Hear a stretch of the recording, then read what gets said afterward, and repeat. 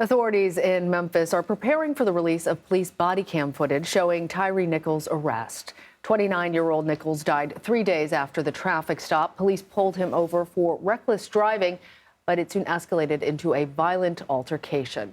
The Memphis police chief says the treatment of Nichols was reckless and humane, but she's calling on the community to respond safely once the video is released.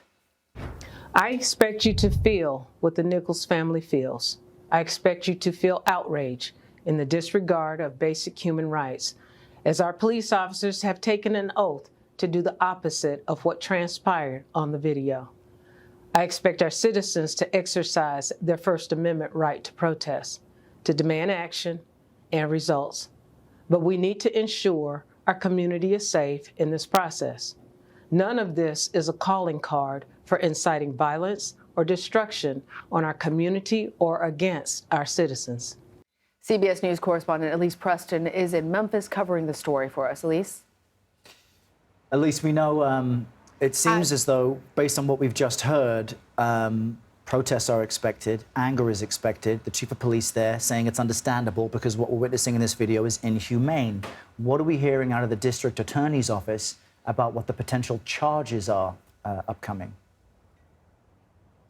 So we haven't heard specifically that charges could come. You know, it is very much a possibility, but the DA is holding a press conference today around 2 Central Time this afternoon, 2 local time. So we're not sure exactly if he's expected to announce charges, but we do know that that is happening today. We also know that one of the attorneys representing one of the officers, he's also expected to speak about an hour and a half after the DA has his press conference. I can tell you, though, I worked here in Memphis for 5 years, and covering this district attorney who has been in office for about 5 months. He's very new. He replaces a long line of Republican district attorneys here in Shelby County. Steve Mulroy is a Democrat. He's also a former federal civil rights attorney. One of his campaign promises was a justice review unit here in Shelby County. And part of their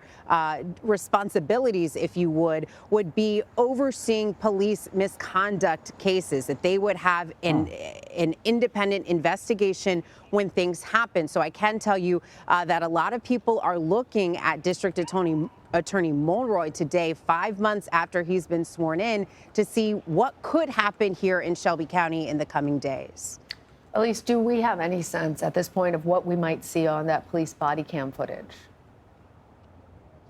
Well, we've heard from the police chief. She released that statement late last night. Attorney Crump, who is representing the family of Tyre Nichols, he said that it is reminiscent of Rodney King. And then another attorney representing the family, he said that Tyre Nichols was unfortunately a human pinata. Those were his words. So we're expecting this video to be very graphic, very violent.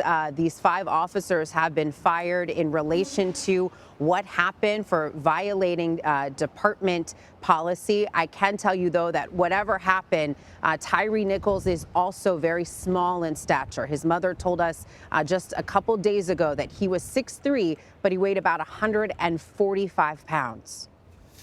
One of the things that really jumps out at me is the images we see of him kind of in happier moments. But what's different here, you've mentioned the new district attorney, which I think is key, because I don't think we've ever seen such fast action before a video is released. Officers being held accountable. We're here wondering about what charges might be. But the officers involved themselves are African American. They're black men who allegedly perpetuated this abuse from someone who was reported there for a long time. Just talk to me about that layer of this story and how it's somewhat different, but also the same. Well, I spoke to Memphis City Council Chair Martavius Jones yesterday, and I asked him specifically that fact, right? Like, we have this situation going on, but you can't ignore that these 5 officers who have been fired for violating department policies, that they are black men. And he responded that Tyre Nichols is black, but he's a black man who was allegedly beaten by 5 black men wearing blue.